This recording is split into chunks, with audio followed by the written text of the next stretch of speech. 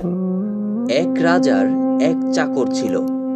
চাকরটা সব সময় যে কোনো অবস্থাতেই রাজাকে বলতো, রাজামশাই, কখনো মন খারাপ করবেন না, কেননা আল্লাহ যা করেন তার সবকিছুই নিখুঁত ও সঠিক। একবার তারা শিকারে যেয়ে নিজেরাই এক হিংস্র প্রাণীর আক্রমণের শিকার হলো। রাজার চাকর সেই প্রাণীকে মারতে পারলেও ততক্ষণে রাজা তার একটা আঙ্গুল খুইয়ে বসেছেন।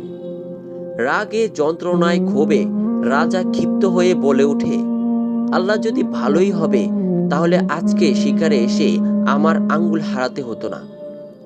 চাকর বলল, এত কিছুর পরও আমি শুধু আপনাকে এটাই বলবো, আল্লাহ সব সময় ভালো ও সঠিক কাজই করেন, কোনো ভুল করেন না। চাকরের এই কথায় আরো ত্যক্ত হয়ে রাজা তাকে জেলে পাঠানোর হুকুম দিলেন। এরপর একদিন রাজা আবার শিকারে বের হলেন। এবার তিনি একদল বন্য মানুষের হাতে বন্দী হলেন। এরা তাদের দেবদেবীর উদ্দেশ্যে মানুষকে বলি দিত। বলি দিতে যেয়ে তারা দেখলো যে রাজার একটা আঙ্গুল নেই। তারা এমন বিকলাঙ্গ কাউকে তাদের দেবতার উদ্দেশ্যে উৎসর্গ করতে রাজি হলো না। তাই তারা রাজাকে ছেড়ে দিল। প্রাসাদে ফিরে এসে তিনি তার সেই পুরনো চাকরকে মুক্ত করে দেওয়ার হুকুম দিলেন। চাকরকে এনে বললেন, ভাই, আল্লাহ আসলেই ভালো। আমি আজ প্রায় মরতেই বসেছিলাম, কিন্তু আঙ্গুল না থাকার কারণে প্রাণ নিয়ে ফিরে আসতে পেরেছি।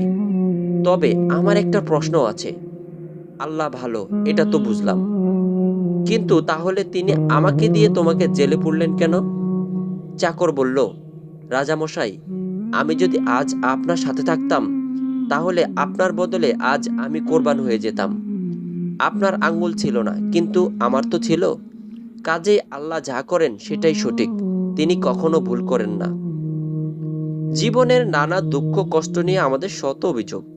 আমরা ভুলে যাই কোনো কিছুই আপনা আপনি হয় না, বরং সব কিছুর পেছনেই একটি নির্দিষ্ট কারণ আছে। আল্লাহ আমাদের এতটুক বোঝার তৌফিক দান করুক। আমিন।